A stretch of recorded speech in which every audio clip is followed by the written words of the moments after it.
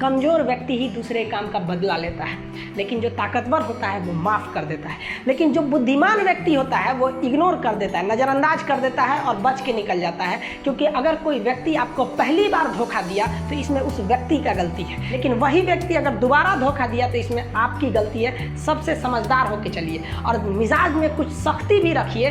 लोग पी जाते अगर समंदर खारा नहीं होता तो थोड़ा सा सख्ती भी बना के रखना चाहिए। इस दुनिया के कुछ दस्तूर हैं, आप किसी के लिए कितनी भी भलाई कर दे वो याद नहीं रखेगा, ये दुनिया का दस्तूर है। और आपकी गलती को कोई भूलेगा भी नहीं, इसे आप बुरा नहीं मानिए, ये दुनिया का दस्तूर है, इसे आप चेंज नहीं कर सकते। जैसे सूरज पूरब से निकलता है वैसे ही ये चीज़ें होंगी। लेकिन हम आपसे कर, आप दुनिया में आज कई लोग होते हैं दूसरे को लगते हैं सिखाने, आप क्यों दूसरे को बार बार ज्ञान देने लगते हैं? आप अपने आप को क्यों ज्ञानी समझने लगते हैं? दूसरे को सुधारने की कोशिश मत कीजिए, बल्कि खुद सुधरिए। आपके सुधरने से हो सके कि पृथ्वी से एक बुरा इंसान सुधर जाए। आप समाज में जहाँ भी रहेंगे तो आपके पास बहुत सारे लोग आएंगे, कुछ गलतियाँ भी करेंगे, कुछ अच्छा काम भी करेंगे। जब भी किसी की प्रशंसा कीजिए तो पूरी महफिल में कीजिए कि ये व्यक्ति ने अच्छा काम किया है। लेकिन अगर किसी की शिकायत या उसकी आलोचना करना है, उसे डांटना है, तो उसे अकेले में समझाइए और डांटने के बाद उसमें इस तरह से कर दीजिए, उसमें प्रशंसा मिला दीजिए। कोई गलती कर दिया, मान लीजिए आपका छोटा भाई नहीं पढ़ाई किया, गलत कम नंबर लाया, तो उसे डांटिए कि, लेकिन अकेले में डांटिए कि इतना कम नंबर क्यों लाया। फिर उसे उसी में एक पॉजिटिवनेस जोड़ दीजिए, तुम्हारे में इतना मेहनत, हम इसलिए डांट रहे हैं कि तुम कर सकते थे लेकिन क्यों नहीं किए।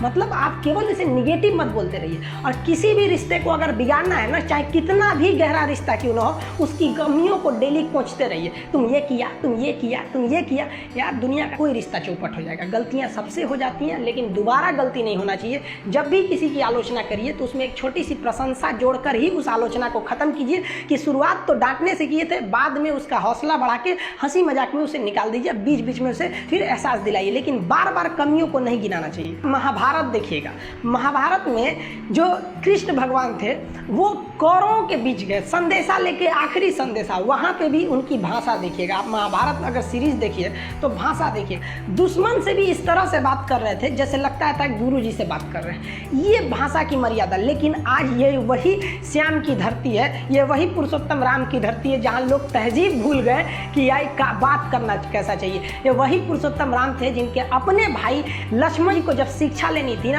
तो रावण के पैताने बैठे थे कि ये शिक्षा लेना है तो उसके पास झुकना पड़ेगा यहाँ पर। लेकिन आज हम लोग भूल गए हैं कि हमें बात कर, बात में तो इतना आजकल वो तहजीब ही नहीं रह गया है कि इतना रफ बोल दो कि दुश्मन। किसी से पूछा, एक लड़का पूछा तुम्हारा क्या हाल है, तो कह रहा है खराब है, ठीक कर दोगे।